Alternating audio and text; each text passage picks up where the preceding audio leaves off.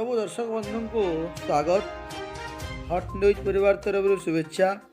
बरगढ़ जिला पाइकमाल ब्लॉक केछो दादर ग्रामर राइजिंग स्टार क्रिकेट क्लब तरफ दशम वर्ष धरी चली आसुवा क्रिकेट टूर्नामेंट प्रतियोगिता अनुष्ठित हो जाइए। कार्यक्रम में मुख्य अतिथि भाव समाजसेवी तथा भंडारपुरी ग्राम पंचायत सरपंच भोजराज बाग मुख्य अतिथि भाव जोग बेले मुख्य वक्ता भाव हट news media service director Ashutosh रथ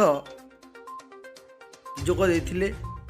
सम्मानित अतिथि भाव दमयंती मिर्धा सरपंच केछो दादर एवं शिक्षक सुशांत साहू प्रमुख जोग देथिले।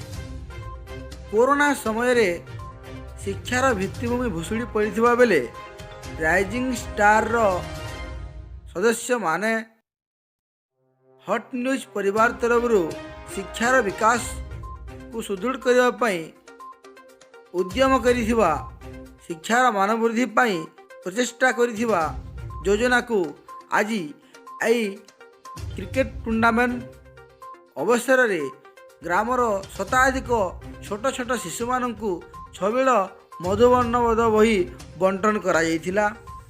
आगामी दिन में जदि शिशु माने ठीक हिसाब रे शिक्षा ग्रहण करिवे देशर शिक्षा व्यवस्था सुदृढ़ हेबा सहित शिशु माने ग्रामर उज्जवल भविष्य भाव छिड़ा होई देशर सुनागरिक हेब बोली बुद्धिजीवी महल रे एही कार्यक्रम को भूरी भूरी प्रशंसा करा जाउची। नमस्कार, धन्यवाद। आज पाइकमाल ब्लॉक केशोदादर गाँव में युवक मान क्रीड़ा प्रतियोगिता चली क्रिकेट खेलुछन।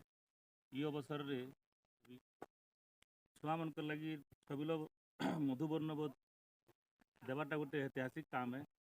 क्रिकेट खेलले छुआ मैंने पाठ पढ़ा के भूली जासन बोलिकी आम भावुलु से उजागर करिछन। समाज रे आज 2 वर्ष है शिक्षा प्रति बहुत अवहेला है। मुझे आशा करुचे एंता उद्योगी लोग मैंने समाज रे शिक्षा प्रति आगे आसुन। कार्यक्रम रे आमर सांबादिक बंधु मैंने भी आइथिले ताहाको भी धन्यवाद।